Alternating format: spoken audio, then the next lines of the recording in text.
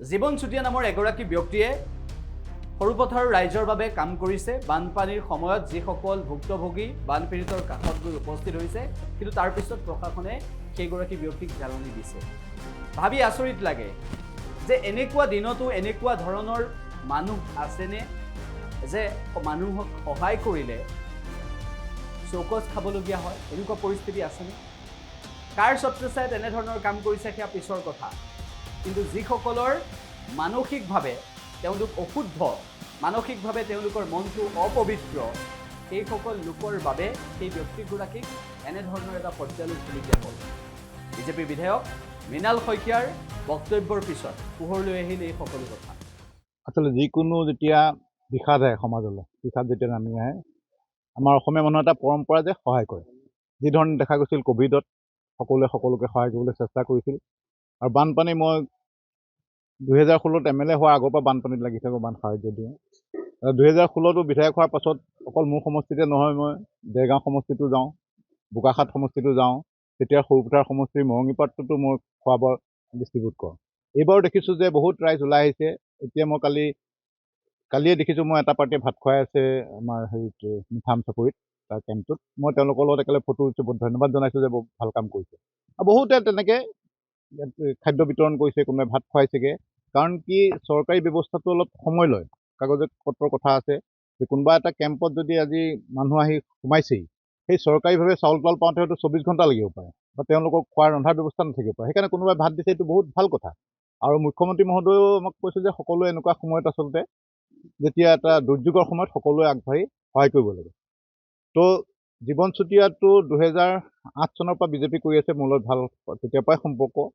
তেখেতে 2021ত টিকেটো বিচাৰিছিল, টিকেট নাপালেও তেখেতে দলৰ হৈ কাম কৰি আছে। আৰু আগতে ক'ভিডৰ টাইমতো তেখেতে প্ৰধানমন্ত্ৰীকো PM কেয়াৰত পইচা দিছে।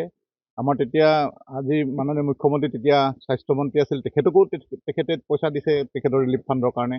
21ৰ পাছতো আকৌ নিৰ্বাচন টিকেট নোপোৱাৰ পাছতো 5 লাখ টকা এবাৰ দি আহিছিলে পুঁজিৰ কাৰণে। তেখেতে এজন ছ'চিয়েল ৱৰ্কাৰে। তো মই তেখেতে মোক সুধিলে যে আপোনালোকৰ ফালে ভাল চলি আছে, মই দেখি আছোঁ, মইহে একো কৰিব পৰা নাই। বোলো কিয়? বোলে মই সেইদিনা বস্তু বাহানি দিছিলোঁ আৰু ফেচবুকত পষ্ট দিলোঁ, মোক চাৰ্কল অফিচাৰে ফোন কৰিছে যে তই ফেচবুক পষ্টটো ডিলেট কৰ।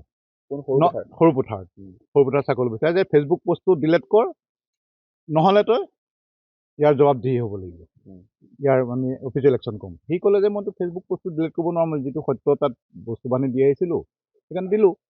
ডিলেট নকৰিলে, সেইকাৰণে এখন নটিচ পঠাই দিছে তাত। কিছুমান আইন কানুন থাকে, কিন্তু সেইবিলাক সুপ্ত হৈ থাকে। আজি চবতে বেন কৰিব পাৰিব নি যে সাহায্য দিয়া নিষেধ বুলি ক'লেতো মানুহ সকলো ৰখি যাব। কাৰণ বহুতৰ এটা মায়া উপযোজনা, এইখিনি ভোকাটোৰ মানুহৰ মুখত ভাত দিয়াটো, সেইটো কোনো আইনে বাধা দিব নোৱাৰে। ক'ৰ পুৰণিকলীয়া আইন কোনেও নাজানে, চবতে দিয়ে, য'তে ত'তে। এতিয়া মোৰ তাত প্ৰত্যেকটো কেম্পতে কালি কোনোবা মই কৈছোঁ যে এইপিনে ভাতটো তোমালোকে খুৱাই দিছোঁ, মোৰ কেম্প বেছি হৈছে। সেইটো আৰু মোৰ নিজৰ নামৰ কাৰণে কৰা নাই নহয়, সেইটো মোৰ এটা দুৰ্যোগৰ সময় মনে কয়। এতিয়া কালি খুমটাই চুমটাই এইফালে বেলেগেই খুৱাইছেগৈ, মই কৈছোঁ খবৰ লৈ আছোঁ যে আমুক কেম্পটো পালেগৈনে, তাত এটা কেম্প আছে, তাততো মোৰ নাম হ'বলৈ খোজা নাই। সেইকাৰণে তেতিয়া ইয়াক ক'লোঁ যে তোৰ নটিচখন পঠাইছে। মনটো বেয়া লাগিল, মই সেইকাৰণে ছ'চিয়েল মিডিয়াত দিছোঁ। ৰাজনীতিক হেঁচাই নহ'লে চাকৰি অফিচাৰ কি কাম, ভালে পায় অফিচাৰবিলাকে। এতিয়া মই যে ভাত পানী দিওঁ, ইয়াৰ অফিচাৰবিলাকে সকলোৱে ভাল পায় যে আপুনি দি পেলাই সকাহ দিলে। কাৰণ নহয়, সিহঁতৰ ওপৰত বহুত প্ৰেছাৰ হৈ যাব নহয়, চবেই ধৰক সিহঁতকে ফোন মাৰি থাকিব ভোকত, চব মানুহ পগলা হৈ যাব। তেওঁ 21ত তেওঁ প্ৰাৰ্থিত্ব প্ৰয়াসী আছিলে, টিকট নাপালে, কিন্তু প্ৰাৰ্থিত্ব প্ৰয়াসী। তাৰপিছত অন্যৰ নিচিনাকৈ তেওঁ হেৰি খেলাগে নাই, নিৰ্দলীয় খেলি আকৌ আহি বিজেপিত যোগ দি লিডাৰ হয় নাই। তেখেতে টিকেট নাপালেও তেখেতে কৈছোঁ নহয়, টিকেট নোপোৱাৰ পাছত তেখেতে 5 লাখ টকা মুখ্যমন্ত্ৰী মহোদয়ৰ হাতত এটা CM ৰিলিফ ফাণ্ডত পইচা দি আহিছিলে। তেখেততো চমক সৃষ্টিকাৰী কাৰ্য নহয় এইটো। তেখেতৰ একো চমক পায়, তেওঁতো এজন ঠাণ্ডা মুণ্ডা মানুহ, দেখিলে আপোনাৰ গম পাব। নটিচ পাইতো চুপচাপ বহি আছিল, মোক ক'লতহে মই এখন কাগজখন আনি পেলাই হেৰি কৰিছোঁ। আৰু সকলোৱে কৈছে তেখেতে ক'ভিডৰ সময়তো কালি কোনোবা এটা মোৰ পষ্টত লিখিছে যে গোটেই মৰঙীত চবতে ক'ভিডৰ সময়ত তেওঁ ৰিলিফ দিছিলে। মানে এইটো বিজেপি কৰ্মীৰে এইটো অৱস্থা, বিজেপি চৰকাৰ আছে, বিজেপি কৰ্মীৰে এইটো অৱস্থা। এইটো ৰাজনৈতিক কথা, কাৰণ তাততো আৰু অইনেও দিছে বোলে, অইন কেইবাটাও সংগঠন দিছে, সিহঁতৰ ওপৰত তেতিয়া চৌকচ কৰিছে নাই, সেইটোৱে কথা। মই জনাতে মই যেতিয়া এইটো বস্তু ষ্টাডি কৰিলোঁ, তেখেতে চুতীয়া ছাত্ৰ সন্থা, সদৌ অসম ছাত্ৰ সন্থা সকলোৱে দিছে, সেইবিলাকক চৌকচ কৰিল নাই। আৰু আইনটো সকলোৰে কাৰণে হ'ব। মোৰ তাত বহুতে দি আছে, ময়ো দি আছোঁ, ময়োতো পাৰ্মিশ্যন ল'ব লাগিব। আমিতো আইনৰ উৰ্ধত নহ'লে মোলৈ নটিচখনতো এতিয়ালৈকে অহা নাই যে কেলৈ খাদ্য বিলাই ফুৰিছে। আপোনালোকৰ প্ৰেছ আমাৰ চিনাতলী সাংগতো বিলাই ফুৰিছে, সিহঁতৰতো নটিচ অহা নাই, আৰু বহুতে বিলাই আছে, কালৈতো নটিচ অহা নাই। যদি এনেকুৱা আইন থাকে আমি আচলতে বিধায়ক হ'লেও নোৱাৰি দিব একো।